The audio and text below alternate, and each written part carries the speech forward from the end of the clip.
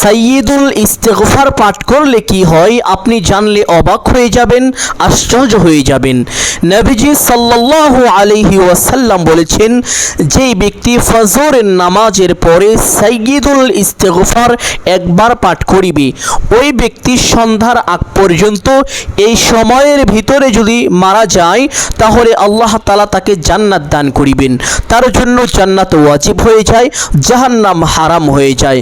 সুবহানাল্লাহ। শুধু তাই নয়, যেই ব্যক্তি ফজরের নামাজের পরে একবার সাইয়্যিদুল ইস্তিগফার পাঠ করবে সন্ধ্যা পর্যন্ত, ওই ব্যক্তির সকল সম্পদকে আল্লাহ তাআলা স্বয়ং নিজ কুদরতি হাতে হেফাজত করিবেন। সুবহানাল্লাহ। অনেক সময় আমরা দেখি অনেকের বাড়ি ঘরে আগুন লেগে পুড়ে ছারখার হয়ে যায়, অনেকের লক্ষ লক্ষ কোটি কোটি টাকার সম্পদ নষ্ট হয়ে যায়, অনেকের সম্পদ চুরি হয়ে যায়, ডাকাতি হয়ে যায়, ছিনতাই হয়ে যায়। কিন্তু আপনি যেই দিন ফজরের নামাজের পরে একবার সাইয়্যিদুল ইস্তিগফার পাঠ করিবেন, ওই দিন সন্ধ্যা পর্যন্ত আপনার পরিবার পরিজন সকল সয় সম্পত্তির দায়িত্ব আল্লাহ তাআলা নিজ কুদরতে হাতে নিয়ে নেন। ওই দিন আপনার কোনো শত্রু চাইলেও আপনার কোনো ক্ষতি করতে পারবে না। সুবহানাল্লাহ। এমনকি শয়তানও আপনার ক্ষতি করতে পারবে না। শয়তান এইভাবে বলেন, হাই হাই কি হয়ে গেল, যার দায়িত্ব আল্লাহ তাআলা নিজে নিয়ে নিল, আমি তার ক্ষতি আজ কিভাবে করব। সম্মানিত দিনী ভাই বোন, শুধু তাই নয়, নবীজি সাল্লাল্লাহু আলাইহি ওয়াসাল্লাম বলেছেন, যেই ব্যক্তি সন্ধ্যায় মাগরিবের নামাজের পরে একবার সাইয়্যিদুল ইস্তিগফার পাঠ করবে সকালে ফজরের আগ পর্যন্ত সময়ের মধ্যে, ওই ব্যক্তির যদি মৃত্যু হয়ে যায় তাহলে তার জন্য জান্নাত ওয়াজিব এবং জাহান্নাম হারাম হয়ে যায়।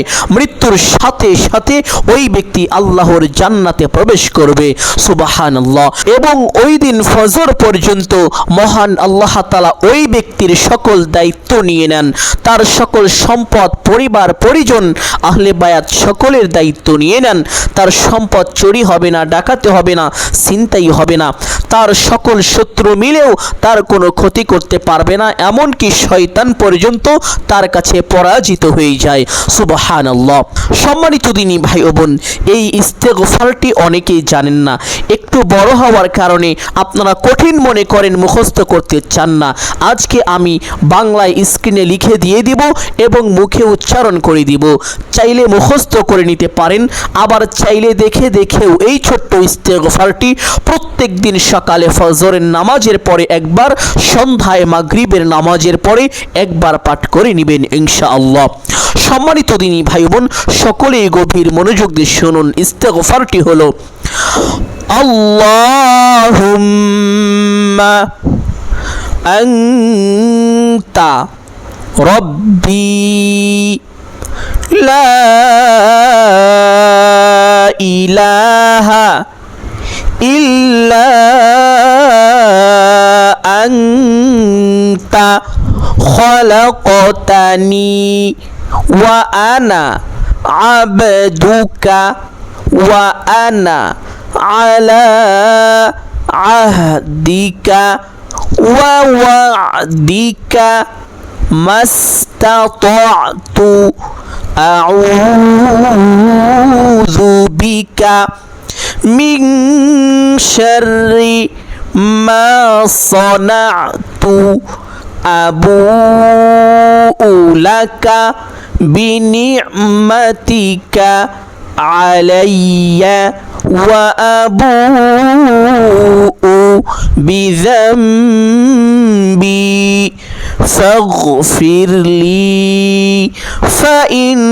ফাইন্নাহু লা ইয়াগফিরুয যুনুবা ইল্লা আনতা। সম্মানিত দিনী ভাই ও বোন, আপনি যেই দিন ফজরের নামাজের পরে একবার, সন্ধ্যায় মাগরিবের নামাজের পরে একবার এই ছোট্ট ইস্তিগফারটি পাঠ করবেন, ওই দিন কেউ আপনার কোনো ক্ষতি করতে পারবে না। সুবহানাল্লাহ। সম্মানিত দিনী ভাই বোন, আমি আশা করছি এই ছোট্ট আমলটি আপনাদের সকলের জন্য অত্যন্ত গুরুত্বপূর্ণ এবং উপকারী ছিল। অতএব সকলকে বলবো, সদকায়ে জারিয়ার উদ্দেশ্যে কমপক্ষে একটি হলেও শেয়ার করে দিবেন। যদি ভিডিওটি ভালো লাগে একটি লাইক করবেন, কমেন্টে আমিন বলে দোয়ায় শরীক থাকবেন। আল্লাহ তাআলার কাছে দোয়া করি, হে আল্লাহ সকলকে এই ছোট্ট আমলটি করার তৌফিক দান করুন। সকলেই বলি আমিন সুম্মা আমিন। যারা চ্যানেলে নতুন দর্শক রয়েছেন চ্যানেলটি সাবস্ক্রাইব করে রাখবেন। আসসালামু আলাইকুম ওয়া রাহমাতুল্লাহি ওয়া বারাকাতুহু।